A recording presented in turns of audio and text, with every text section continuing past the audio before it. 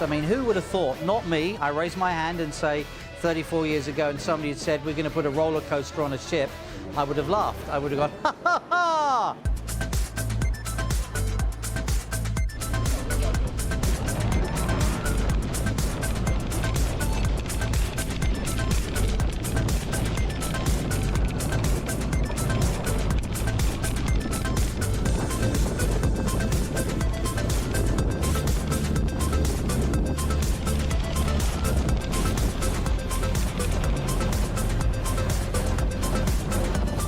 If you want to experience something that's really different from any other Carnival cruise ship, then you want to try out Mardi Gras.